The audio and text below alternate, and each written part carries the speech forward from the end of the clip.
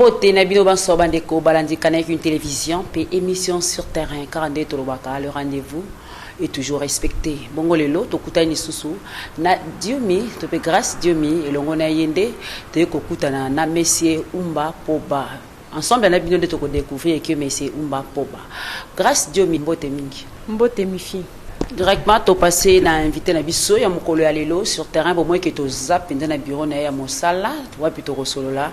On a autour tout à l'heure to découvrir Monsieur Poba Umba ensemble na bino Mbote ndeko Umba. Mbote il y a solo rédaction topé émission sur terrain et comme on a eu une scanner ya mosala ba imbo ka bazolanda ba habiter qui est Monsieur Umba Poba. Bon, Monsieur Umba Poba, bon, Nabana pour se présenter. Ngai nazali mwana ya Monsieur Jean-Théodore Umba Dilutete. Monsieur Jean-Théodore Umba Dilutete, ba oyo ba yebi penza histoire ya mboka bien, Zaïre d'abord, azalaki mosali ya defa président Mobutu. Azalaki vraiment un des dignitaires de la Deuxième République, azalaki un président Mobutu. Azalaka, ministre des Affaires étrangères et plusieurs fois ambassadeur. Maman Nangaï, Kombonaye, Julienne Diomi Kiese, à Koufa, malheureusement, ça fait 12 ans. Donc. Mais c'est pas c'est un Congolais. Oui, Naza Congolais, bien que Naviva très longtemps à l'étranger, Afrique du Sud, Canada et États-Unis. Natanga école primaire et na ba humanité na groupe scolaire Aurore place ndé na yaka ko silisa na section commerciale et administrative. Ah oui, on a Congo. Bon, à l'époque c'était le Zaïre, hein? À l'époque c'était Zaïre. Et puis après ça na kendaka ko sala ba étude na université francophone internationale. Malheureusement université wana Kanga. Après ça, j'ai eu chance de voyager, de s'installer dans Mboka Babengi, États-Unis, place na sala qui va étudier dans ma supérieure. Présentement, bon, je suis administrateur directeur gérant de la société Impexkin, aussi de l'hôtel Mabwilo à Boma dans le Congo central.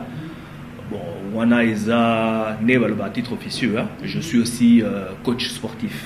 Chers téléspectateurs, vous avez compris que tu es dans ce commission de coach. Au-delà de la scène, tout ça là, qu'est-ce que ma souhaité de la coaching, d'éviter la coaching. Aïe, c'est bizarre, bah, il y a d'autres zones là, on est ensemble. Pour ça, coaching, il faut pas coach, parce que c'est bon, ngai naza coach, naza né na lobi naza coach sportif. Et puis na lobi naza coach ya fitness. Et là, on a fitness. Fitness, on a fitness et on a en anglais. To be fit. To be fit est l'accent qu'on a là en forme. On a là en forme physiquement. Bon, en forme physiquement, il y a plusieurs degrés. Il y a forme physique. Par exemple, au moins, on a des difficultés au matière escalier.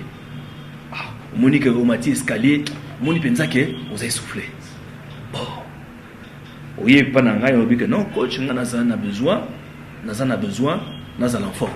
On a sikoyo, on a en forme. En forme pour nangai peut-être ça, nazala peut-être capable, na zui makolo awa, na tie na tamboliti na gare centrale. Moi bat musu ba kokangote. Alors c'est ça être en forme. En plus de ça, na enseignera peu sport de combat, ba discipline mususu, neti boxe anglaise. Na oyo babengi boxe thaïlandaise.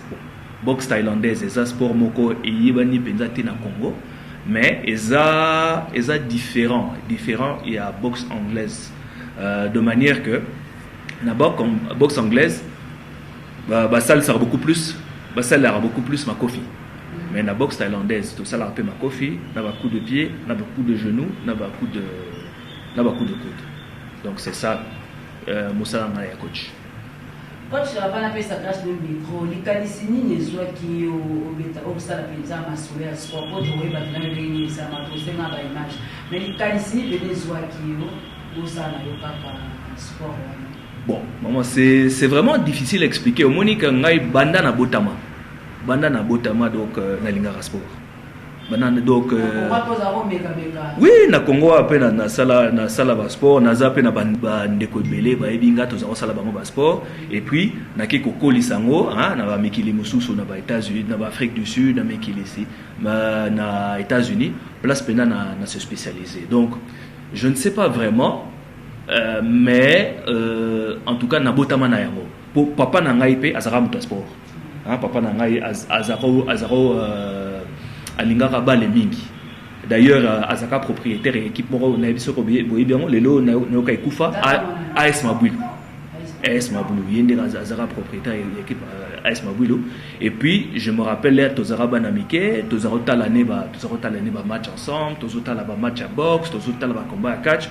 Donc c'est pour ça que donc banda bomwana donc na sepela na so. Coach Kumba na landio vraiment na boké nyonso. Tolingi toyeba avantage peut-être sport wana oyo sala kaizani. Bon, bah avantage ya sport ezebele. Ndenge na lobby d'abord sport et rotiayo et sa forme physique. Hein, net ndenge na lobby par exemple yoza mutu au sala sporté.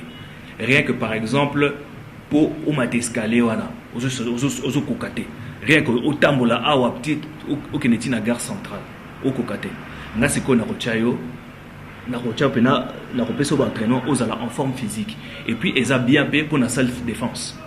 Tu vois, on ne sait jamais jour musus au rokuta na analika musus au copina problème au côté na likama et c'est ngeli que au se défendre.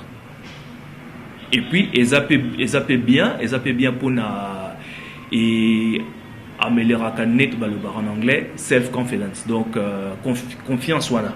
Moi musu ça la confiance na yete mais soko yebi ko sala ka sport o mesana que o mi pesa penza o tia nzoto na pasi et ko aider o pena mususu o et ko aider o se surpasser donc et ko aider o kende au-delà de tes limites. C'est ça voilà avantage dans le sport voilà. Et bon ba désavantage na ko bon ba désavantage na yango c'est que okozoka.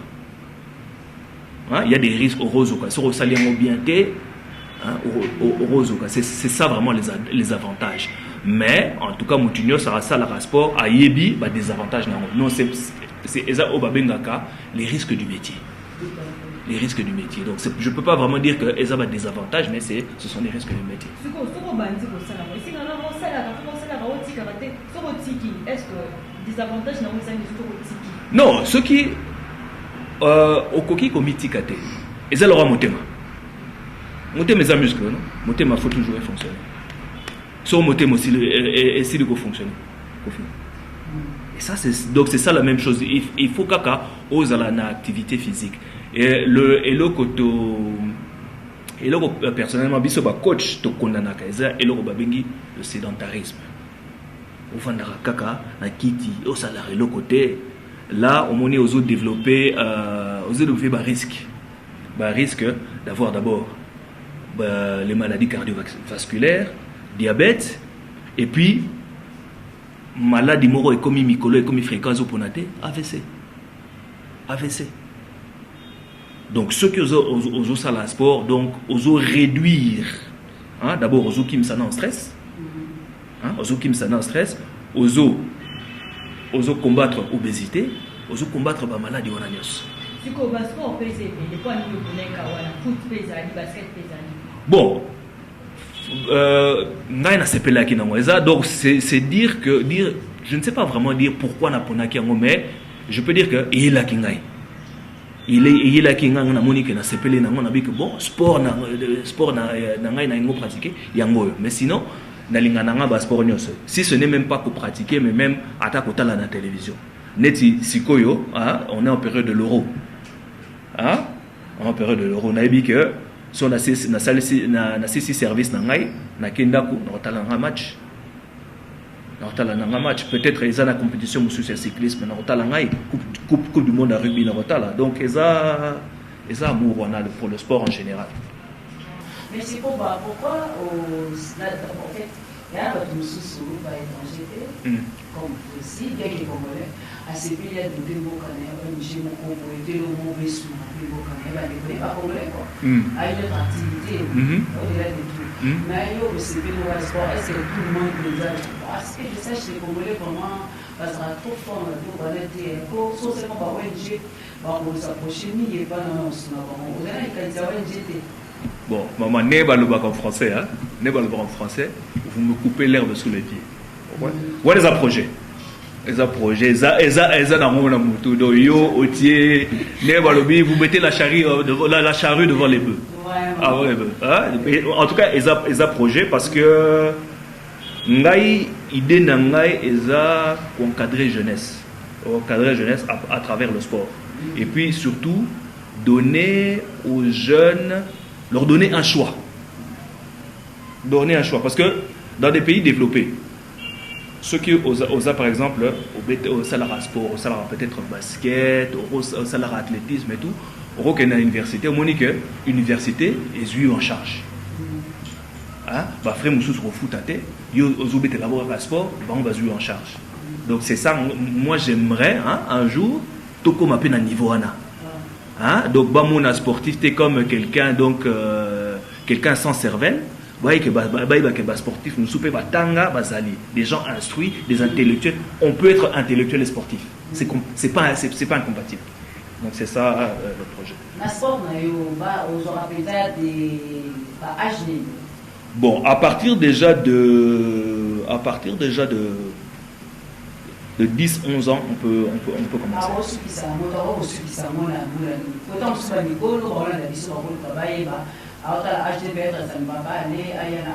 Non, en tout cas, il n'y a pas d'âge. Il n'y a pas d'âge. Mais quitte à moi, si je coach, que, par exemple, un papa de 70 ans, on m'a dit que na vigueur on a été l'air azaki na 18 ans ou na 20 ans. Donc peut-être qu'on a un rôle qui ça y est, mais pas peut-être avec la même vigueur. Donc bah exercice musu na repé ça les plus jeunes, ni peut-être au cocaté. Mais sinon vraiment il y a pas d'âge, il n'y a pas de distinction d'âge et surtout il n'y a pas de distinction de sexe. Hein? Netiyo sur oye na Orlando na Royamba. C'est exact que non, c'est ouvert à tout le monde. Le sport, c'est tout le monde. C'est moi personnellement, non seulement je conseille, je recommande le sport pour tout le monde. Coach Kumba, ministère de la jeunesse, est-ce que déjà toi qui vocation constitutionnelle, il y a pour promouvoir le développement et la jeunesse. Est-ce que c'est ce qui est déjà pour avant? Projet Nangai, donc je suis en train de travailler sur le projet et c'est Ngaraba Abilo Romususu. Tu vois, Hermususu peut-être, c'est pas ça, mais Hermususu peut-être na Zolukama Makoki, tu vois, parce qu'il faut un projet sérieux. Tu vois, parce que moi je veux me présenter devant un ministre. Je veux me présenter devant un ministre. Bon, ministre en tout nama, ou un projet là. Il faut un projet moko sérieux. Si on a un projet, il ne va pas me prendre au sérieux. Donc il faut un projet moko, donc en bonne et due forme. On est en train de travailler là-dessus. Ndeko Umba, peut-être une amonition. Parce que c'est la cambo. Éviter, mais pour vous, on a besoin de peut-être ils vont perdre la masse. Les talibans, autant que on a pas de niveau, on a des même chose à conditions difficiles pour baya pour s'admirer penza dans ma soleil sport. On a vu ça dans ma kawa, puis jour nini, na heure nini. Bon.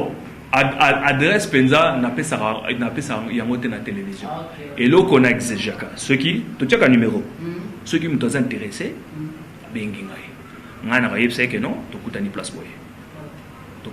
boye ou alors ils a donc na centre ya ngomoko na bengi na bi centre ya ngoyo to ko sala boye yo banda tenjo en tout cas au retour na tabatu nyoso ngana singa na ngomoko au fait et ça non moi fait jusqu'à la fin donc on va attaquer tika libé la to il aura un temps non parce que ngapé faut le kana vivre non hein ngapé faut na vivre donc le temps le objectif na ngai eza d'abord na se faire connaître hein na se faire connaître et eza pe na ba coach mususu bayaka hein bayoki sango baye ba monique effectivement que voilà le travail est sérieux. Alors on est en train de monter un projet, de monter projet et au fur et à mesure comment ça permet de jeunes moi déjà ils ont encadré comment on peut l'équipe en casse non to salaka entraînement to salaka donc to salaka fitness donc physique to salaka boxe anglaise to salaka boxe thaïlandaise bon jusque là Je peux dire que j'ai une quinzaine de personnes on a encadré. J'ai d'ailleurs Nazabat Mokodo qui sont il y a famille dans mes propres petits frères que Nazo formé.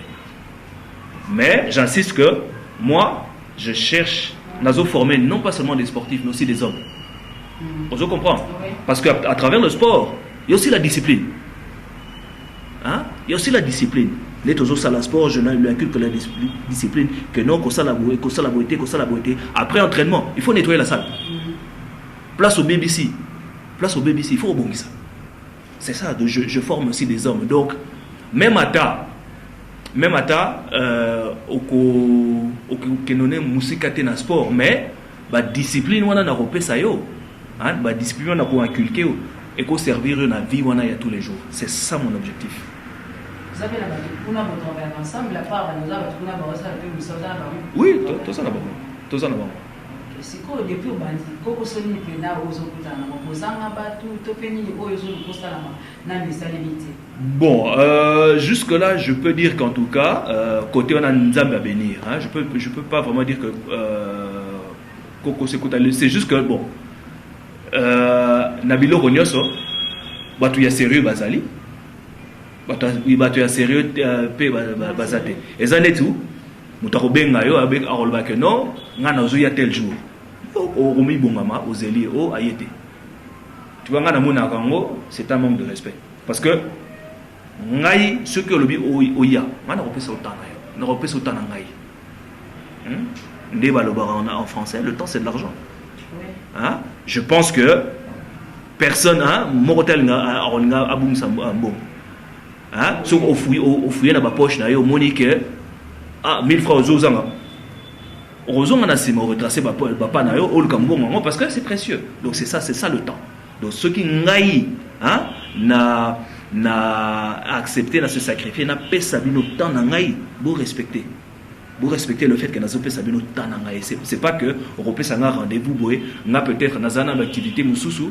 soit na repousser soit na lobby ah na rosala moi après mais après au yété au faire perdre un temps ça c'est ça que la seule difficulté na kuta ina coach et donc on y peut pour bénéficier kana ba arts martiaux né na lobby donc arts martiaux donc epesaka donc confiance omone mutu peut-être asa peut-être na confiance mais so quoi comme ça arts martiaux moni donc il a confiance en lui et puis il y a le côté on a il y a self-défense c'est pour apprendre à se défendre ça en fait c'est ça les bénéfices des arts martiaux.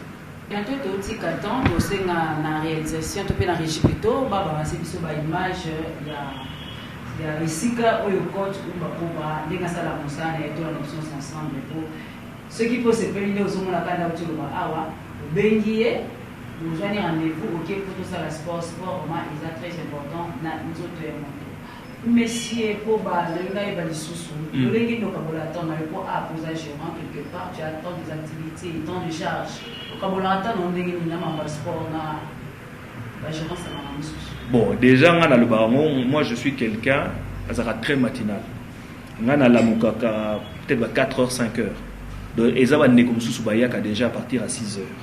À partir à 6h, Tobandi, donc au plus tard 6h30, Tobandi, et puis Wana vers au plus tard 7h15, 7h30, faut aussi lire ça, parce que nous avons 8h. Donc c'est ça le temps. Et le samedi, samedi, bon, samedi, donc samedi, tu repousses à peut-être il va 9h. Vous travaillez chaque jour? Non, on travaille du lundi au samedi. Dimanche, donc dans sa corde à repos. En tout cas, le président de la régie a balancé par image.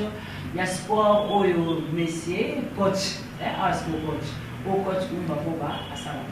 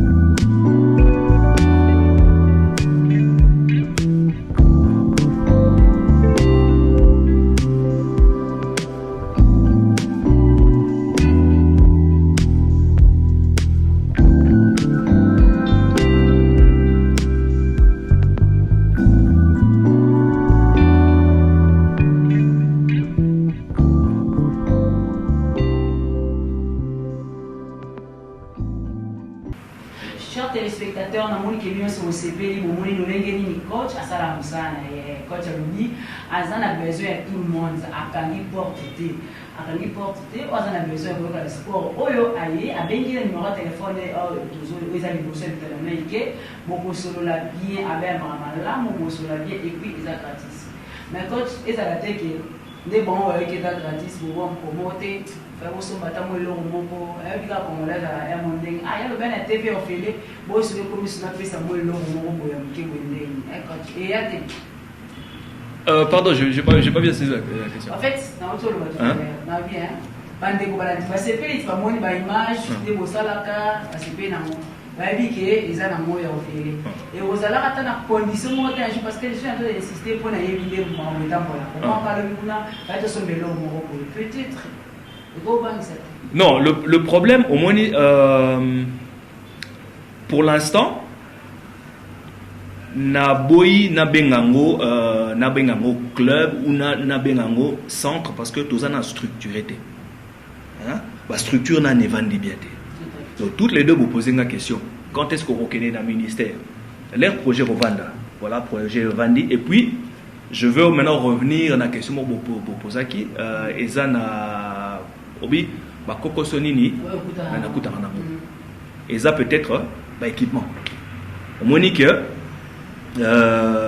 sportif mususu foya ko sala na za équipamenté bon et ça peut-être un exercice mususu pour sala et zo seng équipement bon mais yeza na moté bon ngasiko ba équipement mususu na fournisseur na ba équipement mususu mais ngape ba équipement ngana somba ngona mbongo tu vois alors peut-être na mbongo wana bako futa ngai